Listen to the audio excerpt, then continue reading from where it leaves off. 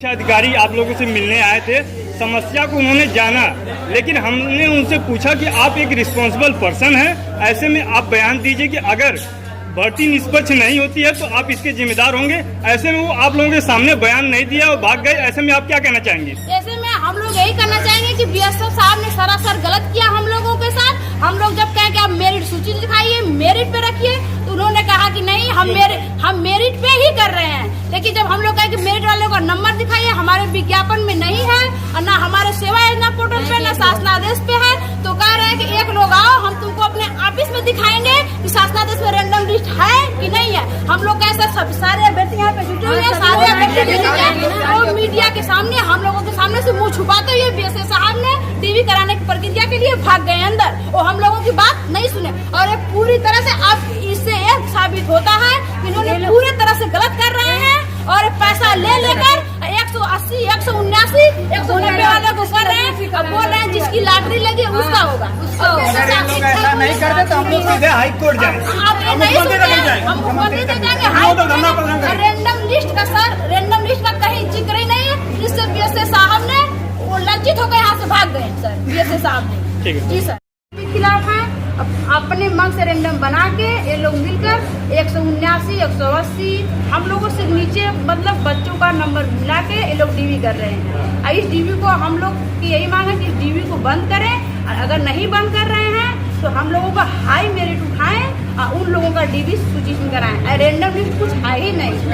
Random क्या इसकी सूचना किसी आला अधिकारी को अभी? हम डीएम साहब से कल बात की, डीएम साहब ने कहा इसकी सत्यता से जांच करनी चाहिए।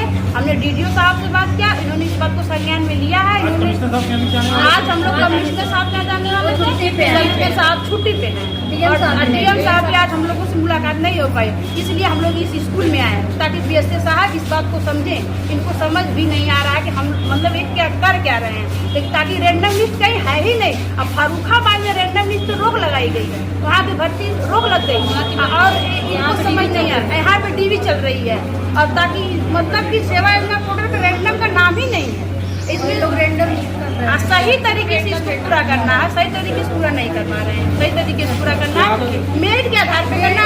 हाईएस्ट मेरिट वाले बच्चे बाहर हैं और लो वाले को डीवी हो रही है, वो भी 179, 190 वालों को। हम लोग 234 ऐसे लोग बाहर हैं और हम लोगों की मांग यही है कि रैंडम लिस्ट को बंद करें और सही तरीके से अच्छे नंबरों का जो बच्चों का हाईएस्ट मेरिट उठाएं और नई सूची मेरिट के आधार पे डीवी की प्रक्रिया शुरू करें, ताकि ये पूरा सरासर गलत है।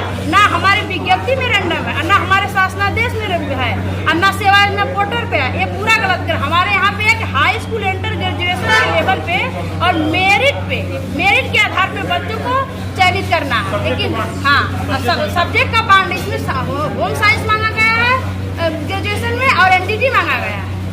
इसके बाद भी सर रैंडम की बात कर रहे हैं, लेकिन रैंडम लिस्ट कहीं जिक्र है ही नहीं। और रैंडम का मतलब कहीं से उठा ले रहे कर रहे हैं लकी है, तो लकी कैसे हो सकता है? योग्यता के आधार पर नौकरी दी जाएगी, लकी के आधार पर कैसे दी जाएगी? अगर और जितने लोगों 974 लोगों को सूची में बुलाए हैं, किसी का नंबर नहीं दिखाए हैं, नंबर तो दिख ही नहीं रहा कहीं पे, बस केवल नाम पता उन लोगों का है। मेरिट शो भी नहीं कराए। हम लोग यही चाहते कि रैंडम लिस्ट को रद्द करें। ये रैंडम लिस्ट है ही नहीं तो कहाँ से रैंडम लिस्ट को रद्द करें। ये हम लोगों की मतलब कि ये नंबर जो है हाई मेरिट है उसके हिसाब से मेरिट को जारी करें, फिर से सही तरीके से जारी करें।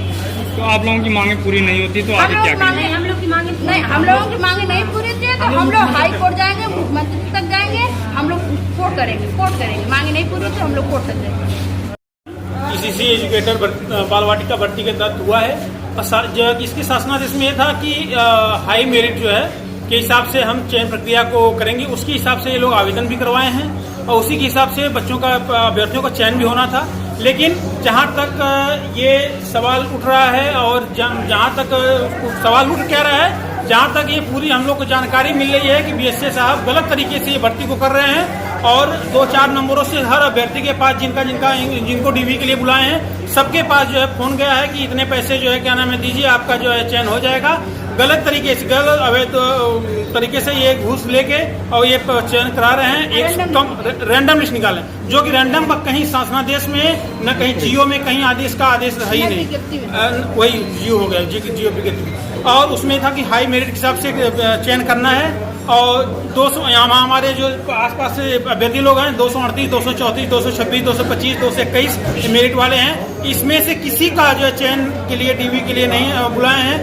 190, 180, 170 इनको चयन के लिए बुलाया गया, डीवी के लिए बुलाया गया। आपका कहने का मतलब ये कि योग्यता के अनुसार नहीं भर्ती हो रही बल्कि पैसे के आधार पर भर्ती हो रही। जी एकदम पैसे के आधार पे भर्ती कराई जाए। हमारे विज्ञप्ति में सर उसके हिसाब से नहीं हो। क्या चाहते हैं आप लोग? हम लोग ये चाहते हैं कि रैंडम लिस्ट रद्द किया जाए और हाई मेरिट के हिसाब से बच्चों की डीवी कराया जाए और हाई मेरिट के हिसाब से बच्चों का चयन किया जाए। जहां तक हाई मेरिट शूज है, जहां तक बच्चे हैं सम्मिलित हो सकते हैं सीट तक, उसको वहां तक भरा जाए। उसके बाद अगर हमारी मांगे पूरी नहीं होती हैं तो राजीव पाठक बीएसए की इस्तीफा जो है इस्तीफा दें और उसके बाद हम लोग की मांगे हम लोग मुख्यमंत्री तक ये अपनी बात लेके जाएंगे, हाईकोर्ट पे लेके जाएंगे। अभी तक आपने किन किन अधिकारियों से इसकी शिकायत की है? हम लोग कल डीएम जिला अधिकारी महोदय से भी कल बात की है, उनको भी संज्ञान हम लोग अपना दे दिए हैं।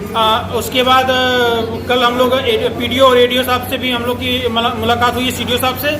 आज हम लोग कमिश्नर साहब से मिलना चाहते थे लेकिन वो छुट्टी पे नहीं मिले, डीएम साहब भी नहीं मिले हैं। तो हम लोग राजकीय जहाँ पे ये डीवी का काउंसलिंग चल रही है हम लोग यहाँ पे आए हैं, यहाँ पे आपको जो है मैं ज्ञापन दे रहा हूँ।